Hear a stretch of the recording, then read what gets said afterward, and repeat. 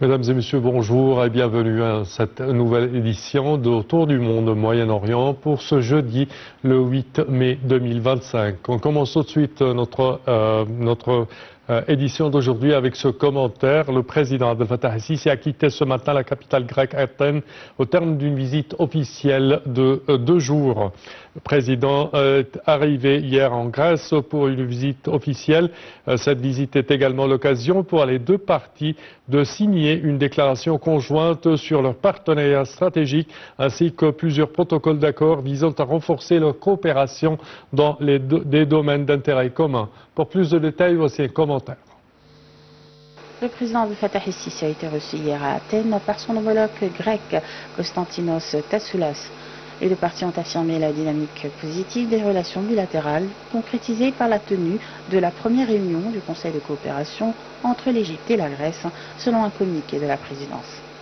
Lors de la réunion, el-Sisi a souligné l'importance de ce partenariat avec la Grèce et exprimé sa volonté de renforcer la coopération bilatérale dans les domaines économiques, commerciaux, touristiques et culturels. Il a également mis en avant les partenariats stratégiques dans les secteurs de l'énergie, du transport et de l'interconnexion électrique, notamment le projet d'interconnexion électrique Égypte-Grèce, qui offre des perspectives inédites pour l'exportation d'énergie propre égyptienne vers l'Europe. Tassoulas a quant à lui souligné l'intention de la Grèce de consolider ses relations avec l'Égypte, en accord avec l'importance de leur partenariat bilatéral et de son rôle en tant que partenaire majeur de l'Union européenne. Les deux dirigeants ont évoqué les dossiers régionaux, dont Gaza, la Syrie, la Libye, le Yémen et la sécurité de navigation dans la mer Rouge. El-Sisi a réaffirmé le rejet total de l'Égypte du déplacement forcé des Palestiniens de la bande de Gaza. L'Égypte déploie des efforts intensifs pour renforcer la sécurité, la stabilité et le cessez-le-feu, a-t-il réitéré. Les deux leaders ont en outre abordé les efforts communs pour lutter contre la migration illégale. Le président el-Sisi a insisté sur le fait que l'Égypte n'a jamais servi de corridor pour les migrants vers l'Europe et qu'elle ne tolère pas, sur les plans moral et humain, que des migrants soient mis en danger en mer. Et lors d'une conférence de presse à l'issue d'une rencontre avec le Premier ministre grec, Kyriakos Mitsotakis, le président el-Sisi a déclaré que le projet de l'interconnexion électrique entre le Caire et Athènes, un ouvrage soutenu par l'Union européenne, était un pas stratégique avec des dimensions régionales et internationales. Signé en 2022 entre les deux pays, ce projet doit transférer de l'énergie verte produite par des centrales en Égypte via un câble sous-marin vers Athènes afin d'approvisionner la Grèce et ses pays voisins de l'énergie renouvelable.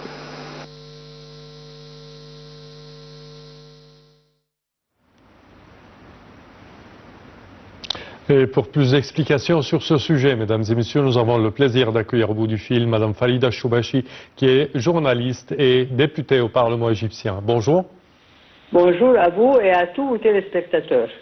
Merci à vous. Alors, premièrement, comment apercevez-vous cette visite du président Abdel Fattah el-Sisi en Grèce? Moi, je trouve que c'est une visite d'une importance capitale.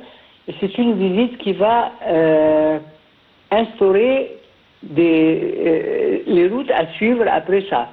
Après cette visite, il y aura une autre façon d'agir régionalement et internationalement.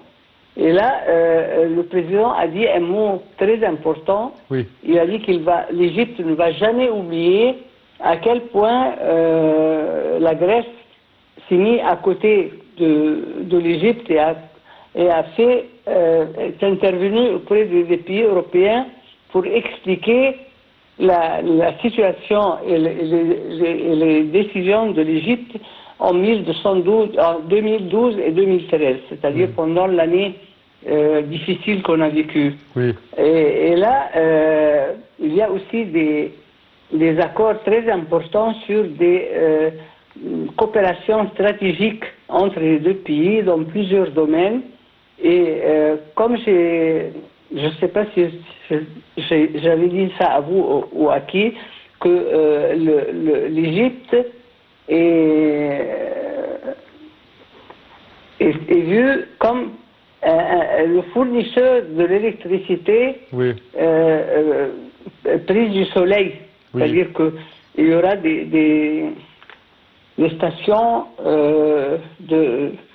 l'électricité prise du soleil, c'est-à-dire l'énergie solaire. Oui.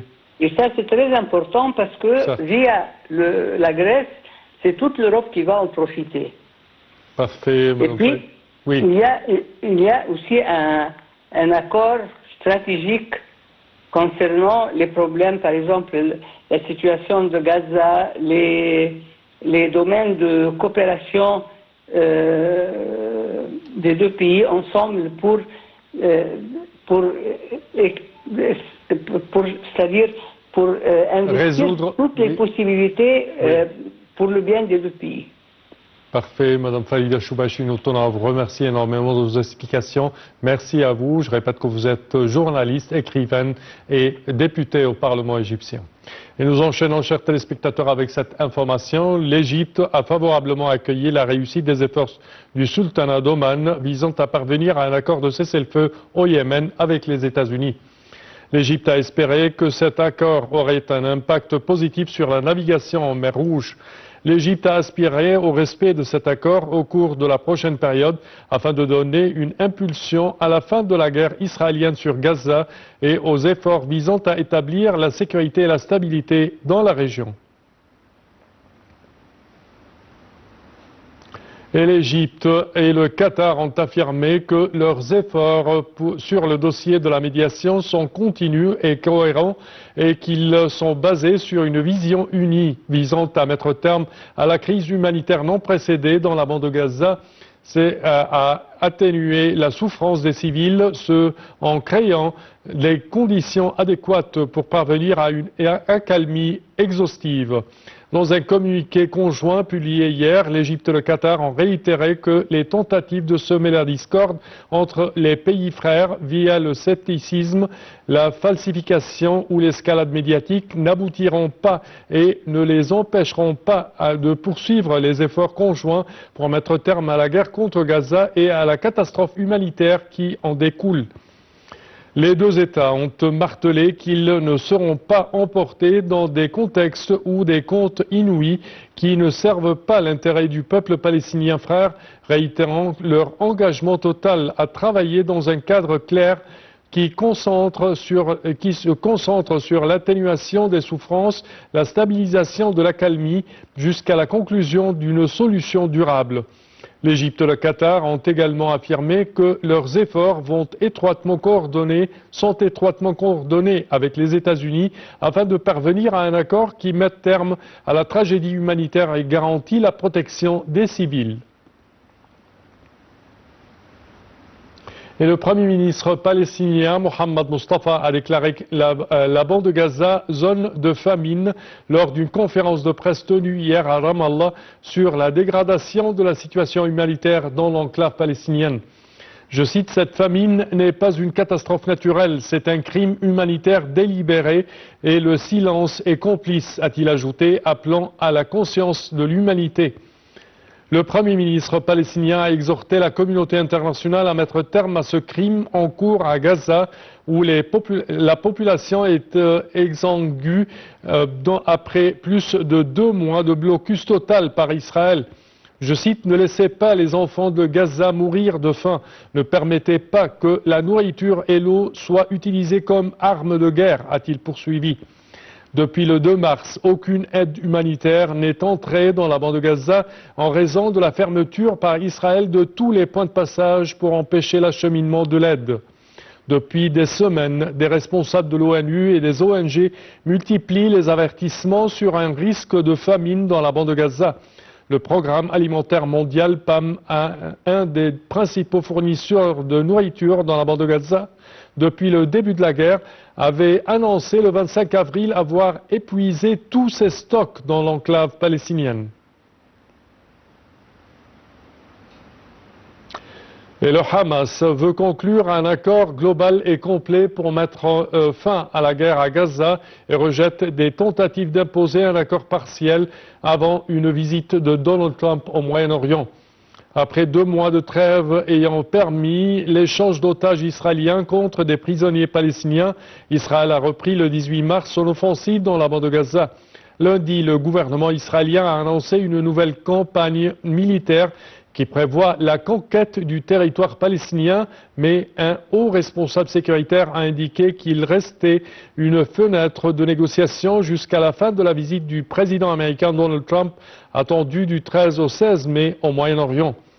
Le Hamas insiste sur la nécessité de parvenir à un accord global et complet pour mettre terme à la guerre, c'est ce qu'a déclaré un membre de son bureau politique du Hamas. Il a rejeté des tentatives désespérées à l'approche de la visite du président américain Donald Trump dans la région pour imposer un accord partiel en recourant aux crimes de la famine, au génocide en cours et à un élargissement des opérations militaires. Un tel accord permettrait le retour de certains otages israéliens en échange de quelques jours de nourriture et d'eau, mais sans aucune garantie de la part de quiconque de vraiment mettre terme à la guerre, a-t-il ajouté. Et une attaque de drone a visé hier la principale base navale du Soudan, au quatrième jour de frappe sur Port-Soudan, grand port de la mer Rouge abritant le siège provisoire du gouvernement. Depuis avril 2023, ce pays d'Afrique de l'Est est dévasté par une guerre opposant le général Abdel Fattah al-Burhan, dirigeant de facto du pays depuis 2021, et son ancien adjoint, le général Mohamed Hamdan Daglo, à la tête des paramilitaires des forces de soutien rapide. Des drones ont attaqué hier la base Flamingo et les missiles anti-aériens sont entrés en action. La veille, des frappes également attribuées par l'armée au FSR avaient endommagé des infrastructures stratégiques, notamment l'aéroport civil, une station électrique et des dépôts de carburant à Port-Soudan. Et les Houthis vont continuer à cibler les navires israéliens passant au large du Yémen, voire maritime essentiel pour le commerce mondial. C'est ce qu'a déclaré hier un responsable des Houthis, en dépit d'un récent cessez-le-feu conclu avec les États-Unis sous la médiation omanaise. Je cite, les voies maritimes sont sûres pour tous les navires internationaux, sauf les navires israéliens, c'est ce qu'a affirmé un responsable des Houthis, ajoutant que les navires israéliens n'avaient pas transité par la mer Rouge depuis un certain temps. Les États-Unis et les Houthis du Yémen sont parvenus à un accord de cessez-le-feu, c'est ce qu'a indiqué mardi le médiateur omanais, après l'annonce par le président Donald Trump de l'arrêt des frappes américaines contre ces insurgés. Je cite, à l'avenir, aucun des deux parties ne prendra pour cible l'autre, y compris les navires américains en mer Rouge et dans le détroit de Bab el-Mandab, au large du Yémen. C'est ce qu'a déclaré le ministre omanais des Affaires étrangères, Badr al-Boussaidi. Le cessez-le-feu permettra de garantir la liberté de navigation et la fluidité du commerce maritime international, a-t-il précisé. L'annonce de l'accord est intervenue quelques heures juste après des bombardements aériens israéliens qui ont détruit l'aéroport international de la capitale yéménite Sanaa et fait 3 morts selon les Houthis. Affirmant agir en solidarité avec les Palestiniens, les Houthis ont revendiqué des dizaines d'attaques de missiles et de drones contre Israël depuis le début de la guerre à Gaza.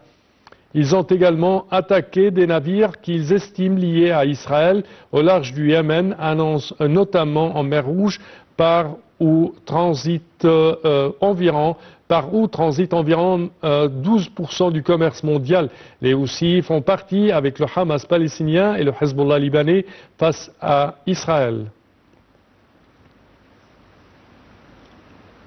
Et le président français Emmanuel Macron a accueilli hier à Paris le président syrien Ahmad Shara pour une première visite controversée en Occident et lui demandera à cette occasion de châtier les responsables d'exactions qui ternissent l'image de la coalition au pouvoir depuis la chute de Bachar al-Assad en décembre dernier. Des massacres qui ont fait 1700 morts, majoritairement alaouites, dans l'ouest du pays en mars, de récents combats avec des Druzes et des sévices documentés par des ONG ont soulevé des doutes sur la capacité de nouvelles autorités à contrôler certains combattants extrémistes qui leur sont affiliés. Et le recevant, M. Macron espère contribuer à accompagner dans la bonne voie la transition vers une Syrie libre, stable, souveraine et respectueuse de toutes les composantes de la société syrienne. L'Élysée a évoqué la préoccupation particulièrement forte de la France de voir ressurgir des confrontations interconfessionnelles extrêmement violentes en Syrie, notamment avec les massacres sur la côte alaouite et les violences à destination de la communauté druze dans le sud de Damas.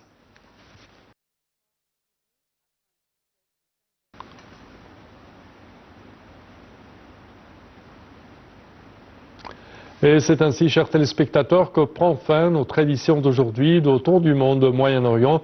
Je vous remercie de votre attention et je vous donne rendez-vous la semaine prochaine à la même heure. Au revoir.